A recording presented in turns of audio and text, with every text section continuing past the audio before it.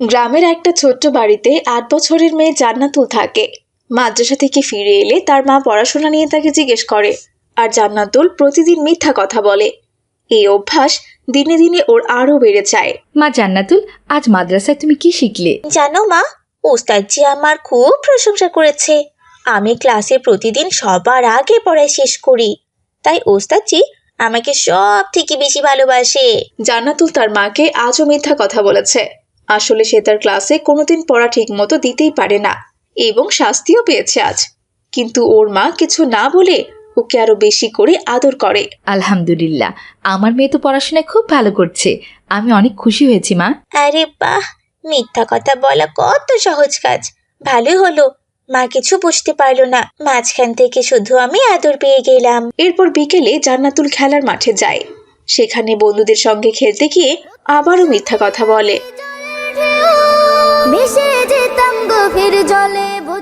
জান্নাতুল, তুই কি আজকে বাংলাদেশের ক্রিকেটের খবর জানিস? হ্যাঁ, আমি বাংলাদেশের পুরো ম্যাচ দেখেছি টিভিতে। বাংলাদেশ দুর্দান্ত ভাবে জিতেছে। বন্ধুরা তার কথা বিশ্বাস করে নেয়।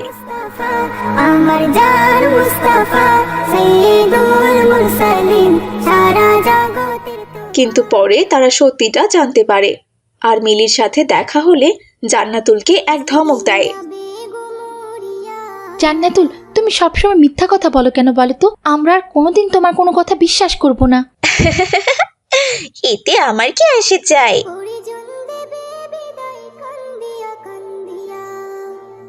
কয়েকদিন পর মাদ্রাসায় ওস্তাদজি একটি হাদিস শেখান।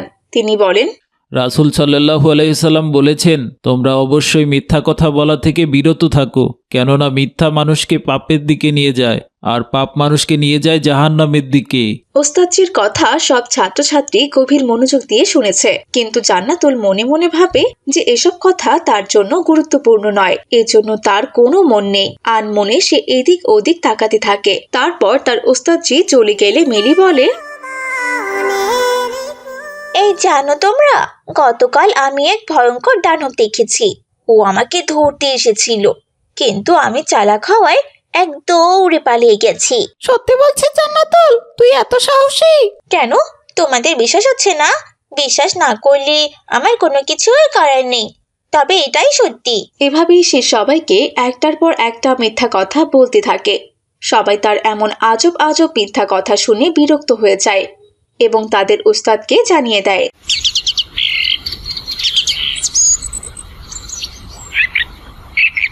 পরদিন ওস্তাদজি রেগে মেগে জান্নাতুলকে তার মিথ্যা কথা বলার জন্য শাস্তি দেন এবং বলেন, শোনো জান্নাতুল, মিথ্যা কথা বলা মহাপাপ। এটি আল্লাহর কাছে অত্যন্ত অপছন্দনীয় শব্দ। তুমি কি জানো, কিয়ামতের দিন মিথ্যাবাদীদের জন্য কঠিন শাস্তি অপেক্ষা করছে?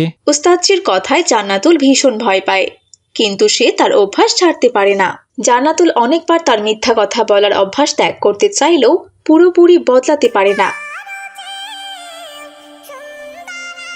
একদিন বিকালে তার মা তাকে দোকান থেকে দুধ আনতে বলে। মা জান্নাতুল, আমাকে একটু দোকান থেকে দুধ এনে দে মা। হ্যাঁ মা, আমি এক্ষুনি এনে দিচ্ছি, তুমি আমাকে টাকা দাও। এই নাও মা টাকা, সাবধানে যেও আর তাড়াতাড়ি ফিরে এসো। এরপর জান্নাতুল টাকা নিয়ে দুধ আনতে চলে গেল। পথিমধ্যে জান্নাতুল দেখলো তার বন্ধুরা খেলা করছে। ওদের দেখে জান্নাতুল দুধ কেনার কথা ভুলে যায় আর খেলা করতে শুরু করে।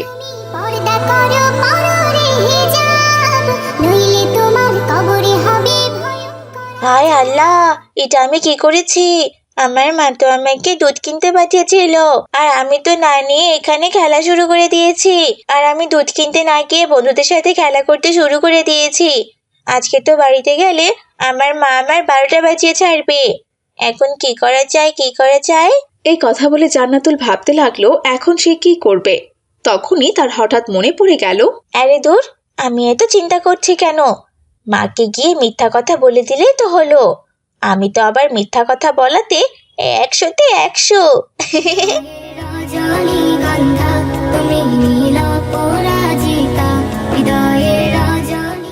এরপর জান্নাতুল দোকান থেকে দুধ কিনে বাড়িতে চলে গেল। এত দেরিতে দুধ নিয়ে আসায় তার মা তাকে বলল, কি ব্যাপার, দুধ আনতে এত দেরি হলো কেন মা? আসলে মা, কি বলবো তোমাকে, দোকানে খুব ভিড় ছিল, পুরো লম্বা একটা লাইন পড়ে গিয়েছিল, এই জন্যই দেরি হয়ে গেছে। এখানে আমার দোষ কি বলো? কি বলিস মা? এই গ্রামের দোকানে দুধ কিনতে লম্বা লাইন পড়ে যায়? আমি তো এর আগে কখনো দেখিনি। তাহলে মা তুমি কি বলতে চাইছো? আমি তোমাকে মিথ্যা কথা বলছি? তোমার মেয়েকে তুমি বিশ্বাস করো না? না রে মা, আমি সেই কথা বলছি না। আচ্ছা ঠিক আছে মা, দে দুধগুলো দে। এবং দুধ নিয়ে গিয়ে রান্নার প্রস্তুতি শুরু করে। কিন্তু জান্নাতুলের ভাগ্য খারাপ। তুমি থাকবা কতদিন এই মিছে দুনিয়ায়, তুমি কারণ তার মা দুধ ফোটাতে গিয়ে দেখে দুধে পানি মেশানো। এটা দেখে ওর মা তো রেগে মেগে দোকানে গিয়ে অভিযোগ জানায়। কি ব্যাপার দোকানদার ভাই, এই দেখেন তো দুধের কি অবস্থা। 1 কেজি দুধ পুরোই নষ্ট। আপনি কি আজকাল দুধে পানি মেশানো শুরু করেছেন নাকি? কি বলেন ভাবি? জান্নাতুল তো মাত্র আধা কেজি দুধ নিয়ে গিয়েছিল। অতটুকুই দুধ ছিল আমার দোকানে। এখানে দুধ দেখে তো মনে হচ্ছে 1 কেজির বেশি হবে। এত দুধ তো ওকে আমি দেইনি। কি বলছেন দোকানদার ভাই? জান্নাতুল তো সেই বিকাল থেকে আপনার দোকানে লাইন ধরে সন্ধেবেলা দুধ নিয়ে বাড়ি ফিরল, আর আমি তো ওকে 1 কেজি দুধের টাকাই দিয়েছি। লাইন? কি বলেন ভাবি? আমার দোকানে আবার লাইন কোত্থেকে পেলেন? আমি তো সারাদিন কাস্টমার খুঁজেই পাই না ভাবি। দোকানদারের এমন কথা শুনে জান্নাতুলের মা বুঝতে পারে যে জান্নাতুল আবারও তাকে মিথ্যা কথা বলেছে। এরপর সে বাড়ি গিয়ে তার মেয়েকে বলে, কাঁদি না কেন তোমরা বলতে পারো, এতিম হয়ে জান্নাতুল, আমি দোকানদারের কাছে গিয়ে সবকিছু জেনেছি। তুমি কেন মিথ্যা কথা বলছিলে? মা আমি আসলে ভয় পেয়ে গিয়েছিলাম। তুমি রাগ করবে বলে আমি মিথ্যা কথা বলেছি। জান্নাতুল, তুমি কি জানো আল্লাহ মিথ্যাবাদীতে পছন্দ করেন না? তুমি ভয় পেলে মিথ্যে কথা বলবে? আল্লাহর কাছে গিয়ে কি উত্তর দিবে বলো তো? এরপর জান্নাতুল মাথা নিচু করে চুপ থাকে। আর তার মা তাকে একটি গল্প বলে। শোনো মা, রাসূলুল্লাহ সাল্লাল্লাহু আলাইহি সাল্লাম বলেছেন, মুমিনদের মধ্যে সব ধরনের গুণ থাকতে পারে, কিন্তু সে কখনো মিথ্যেবাদী হতে পারে না। আর যে মিথ্যে কথা বলে সে কখনো মুমিন হতে পারে না। আর যে মুমিন হতে পারবে না সে কোনোদিন জান্নাতে প্রবেশ করতে পারবে না। মায়ের এমন কঠিন কঠিন কথা শুনে জান্নাতুল সত্যিকারের অনুশোচনা অনুভব করে। পরের দিন জান্নাতুল তার বাবার একটি কলম নিয়ে, কারণ কলমটি তার খুব পছন্দ হয়েছিল আর তার বাবার কাছেও কলমটি খুবই গুরুত্বপূর্ণ ছিল। আকাশে উড়ে উড়ে যায়, পর্বত চূড়া হয়ে আড়ালে না বাবা, তোমার কলম কোথায়? আমি কি করে জানবো বলো? এবার তার বাবা আরও রেগে যায় এবং কলম খোঁজাখুঁজি করতে শুরু করেন। কিছুক্ষণ পর কলমটি জান্নাতুলের ব্যাগে পাওয়া যায়। তুমি কেন এমনটা বললে জান্নাতুল? আজকাল কি মিথ্যা কথা বলা কি তোমার স্বভাব হয়ে গেছে নাকি? বাবা আমি জানি মিথ্যা কথা বলা মহাপাপ, কিন্তু আমি ভয় পেয়ে গিয়ে বারবার মিথ্যা কথা বলে ফেলি। ভয়? কিসের ভয়? আল্লাহর ভয় যদি তোমার মনে থাকতো তাহলে তুমি জীবনে কখনো মিথ্যা কথা বলতে না। রাসূল সাল্লাল্লাহু আলাইহি ওয়াসাল্লাম বলেছেন, মুমিনরা কখনো মিথ্যা কথা বলে না। কথায় কথায় মিথ্যা কথা বলা এটা মুনাফিকের লক্ষণ, বুঝেছো? এরপর জান্নাতুল অনুশোচনা অনুভব করে, কিন্তু তার মধ্যে কোনো পরিবর্তন আসে না। একদিন জান্নাতুল খেলার সময় গাছ থেকে পড়ে যায় এবং তার হাতে ভীষণ ব্যথা পায়। সে কাঁদতে কাঁদতে বাড়িতে ফিরে আসে। তার মা তাকে জিজ্ঞেস করেন কি হয়েছে, কিন্তু জান্নাতুল আবারও মিথ্যা কথা বলে। কি হয়েছে মা? মা রাহাত আমাকে ধাক্কা দিয়ে ফেলে দিয়েছে, আমি কিচ্ছু করিনি মা। এরপর জান্নাতুলের মা রাগ করে রাহাতের বাড়িতে গিয়ে তার মাকে বলে, কি ভাবি, আপনার ছেলে আমার মেয়েকে গাছ থেকে ফেলে দিয়ে হাতে ব্যথা দিয়েছে কেন? ওর হাতটা তো ভেঙেও যেতে পারতো। কি বলছেন কি ভাবি আপনি? রাহাত তো আজকে খেলতেই যায়নি। তাহলে কি আমার মেয়ে মিথ্যা কথা বলেছে? বলতেও পারে ভাবি, আপনার মেয়ে জান্নাতুল তো কথায় কথায় মিথ্যা কথা বলে, ওর স্বভাবই তো মিথ্যা কথা বলা। এটা নিয়ে জান্নাতুলের মা আর রাহাতের মায়ের মধ্যে তুমুল ঝগড়া লেগে যায়। তখন সেখানে অন্য বাচ্চারা এসে বলে যে জান্নাতুল নিজেই কাছ থেকে পড়ে গিয়েছে, কেউ ওকে ধাক্কা দেয়নি। তারপর জান্নাতুলের মা রাগ করে বাড়িতে চলে আসে আর তার মেয়েকে বলে, জান্নাতুল, তুই কি জীবনেও ভালো হবি না?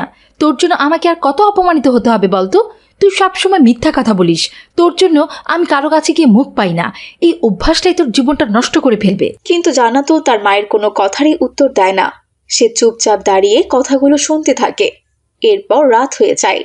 রাতে জান্নাতুল দুঃস্বপ্ন দেখে। সে ভয়ে চিৎকার করে ওঠে। তখন তার মা এসে তাকে শান্ত করে। জান্নাতুল, ভয় পেয়েছিস মা? দুঃস্বপ্ন দেখেছিস তাই না মা? হ্যাঁ মা, আমি স্বপ্নে দেখেছি কিয়ামতের দিন আমার মিথ্যার জন্য আমি শাস্তি পাচ্ছিলাম। আল্লাহ আমাকে জাহান্নামে পাঠাচ্ছিলেন জানো।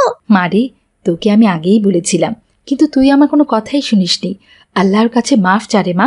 মিথ্যা কথা বলার শাস্তি অনেক কঠিন। আল্লাহ বলেছেন যে মিথ্যা কথা বলে সে কোনোদিন আমার নিকটবর্তী হতে পারবে না।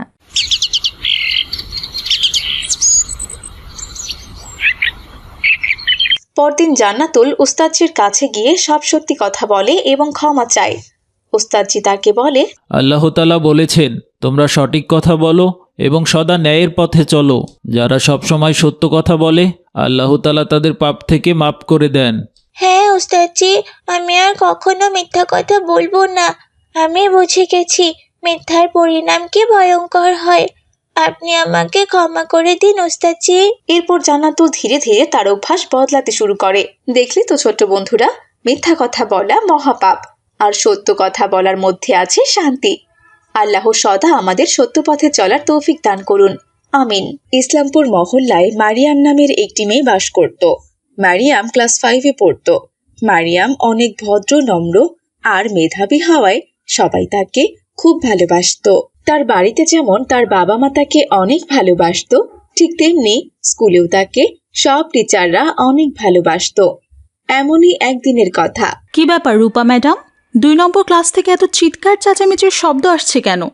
2 নম্বর ক্লাসের বাচ্চাগুলো এখন খুব দুষ্টু হয়ে গেছে।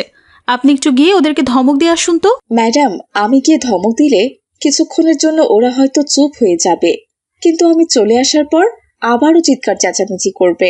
আজকালকার বাচ্চাদের কোনো কিছু আবার বলাও যায় না ম্যাডাম, আর বললেও কথা শোনে না। তাহলে তুমি এক কাজ করো রূপা, ওদের ক্লাস নাও। কিন্তু ম্যাডাম, ওদের ক্লাস তো 10:30টায় শুরু হয়, আরো আধা ঘন্টা বাকি আছে। আমি বরং এক কাজ করি, ওই ক্লাসে হট্টগোল সামলানোর দায়িত্বটা আমি মারিয়ামকেই দিয়ে আসি। ও খুব ভালোভাবে দায়িত্বটা পালন করবে, তাহলে হয়তোবা সবাই চুপ থাকবে। এই বলে রূপা ম্যাডাম মারিয়ামদের ক্লাসে চলে যায়। পর্দা করো পররে হিজাব, নইলে তোমার কবরে হবে আসসালামু আলাইকুম ম্যাডাম। ওয়ালাইকুম আসসালাম। শোনো মারিয়াম, তোমাদের ক্লাসে অনেক চিৎকার চেঁচামেচি শোনা যাচ্ছে, আর প্রিন্সিপাল ম্যাম তোমাদের ক্লাসের সবাইকে সাইলেন্ট হতে বলেছে। তুমি এক কাজ করো, যে যে ক্লাসে বেশি কথা বলবে তার নামগুলো বোর্ডে লিখে রাখবে, কেমন? আমি পরবর্তী সময়ে এসে তাদেরকে ক্লাসের বাইরে কান ধরে দাঁড় করিয়ে রাখবো। ঠিক আছে ম্যাডাম। এরপর ম্যাডাম সেখান থেকে চলে যায়। আমার জান মুস্তাফা সাইয়্যিদুল মুরসালিন। আর মারিয়াম বোর্ডের সামনে দাঁড়িয়ে সবার দিকে নজরদারি করতে থাকে।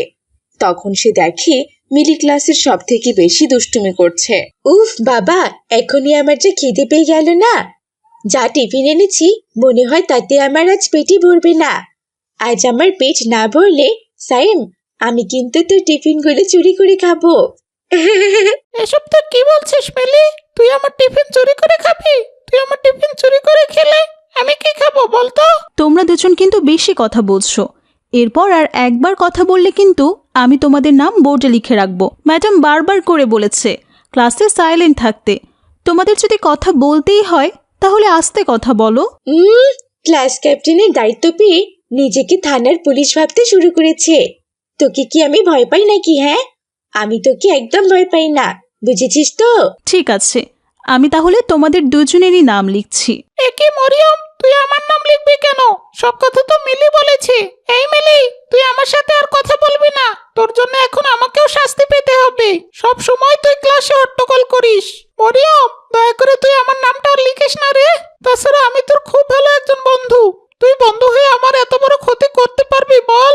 আচ্ছা ঠিক আছে সায়েম, আমি তোর নাম লিখবো না, আমি শুধু মিলির নামটাই লিখছি। কেন? তুই শুধু আমার নাম কেন লিখবি রে? সাইমো তো কথা বলেছে, লিখলে দুজনের নামই লিখতে হবে। ওর নাম না লিখলে আমার নামও তুই লিখতে পারবি না। আর যদি তুই আমার নাম লিখেছিস তাহলে আমি ম্যাডামকে বলে দিব যে তুই সাইমের নামটা লিখিস নি। ঠিক তখনই ক্লাসে ম্যাডাম চলে আসে। এবার বলো তো মিলি, কে কে ক্লাসে কথা বলেছে? নামগুলো লিখে রেখেছো তো? আসলে ম্যাডাম, আপনি সবাইকে চুপ থাকতে বলে গিয়েছিলেন বলে কেউ আর কোনো কথা বলেনি, তাই আমি কারো নাম লিখিনি। যাক, তোমরা তাহলে বেশ ভদ্র হয়েছো। তুমি যাও মারিয়াম, সিটে গিয়ে বসো, আমি ক্লাস নেব এখন। ভেসে যেতাম গভীর জলে। বাচ্চারা, সবাই বাংলা বই বের করো। এভাবে রূপা ম্যাডাম সবার ক্লাস নিতে থাকে। তারপর সেদিনের মতো স্কুল ছুটি হয়ে যায়।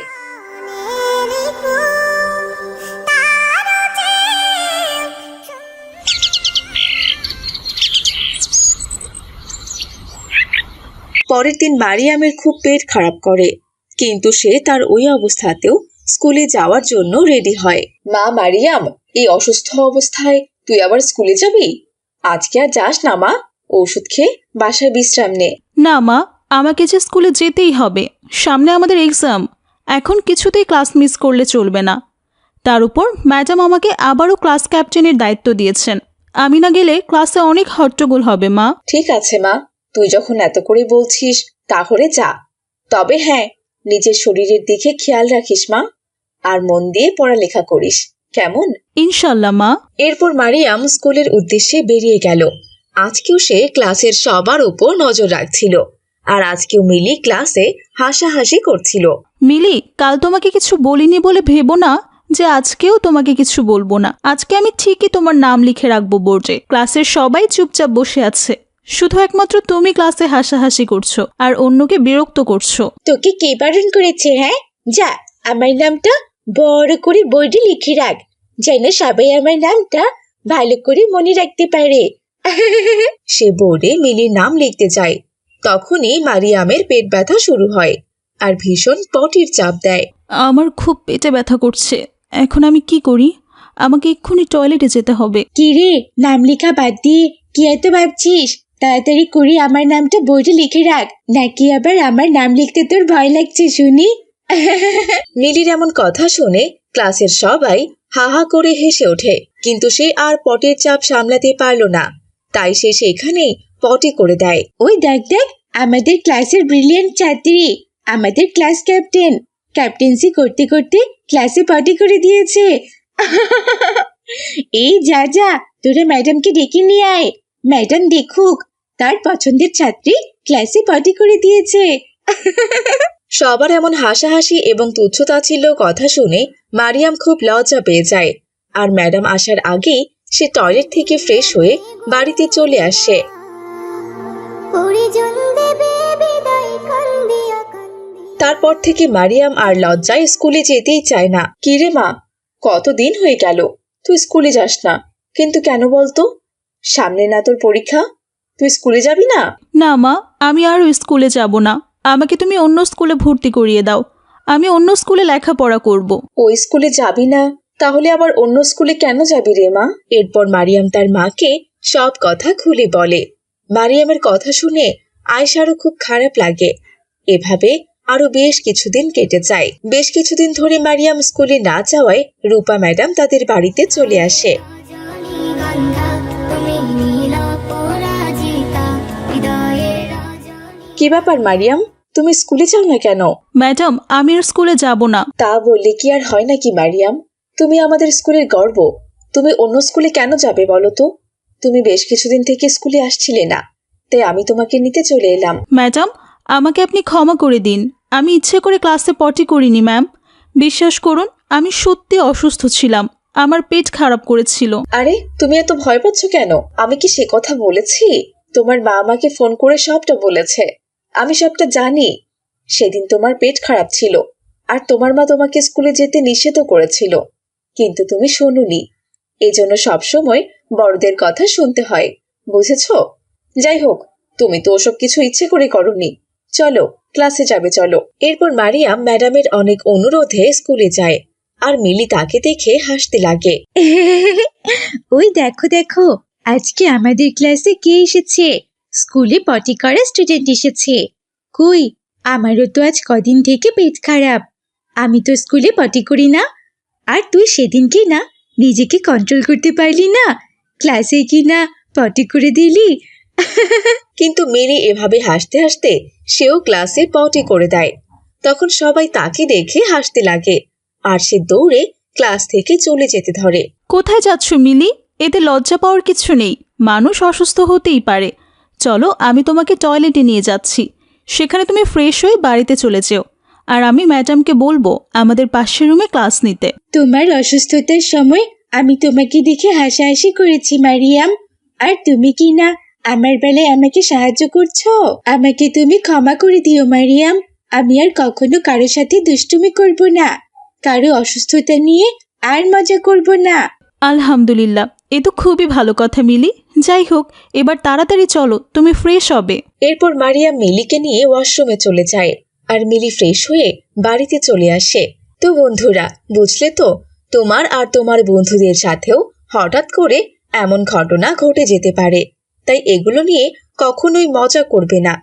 আমরা যতটুকু পারবো সবসময় অসুস্থ ব্যক্তিকে সাহায্য করার চেষ্টা করব, ইনশাল্লাহ। আজ তাহলে এই পর্যন্তই। ভালো থেকো তোমরা। আসসালামু আলাইকুম ওয়া রাহমাতুল্লাহ।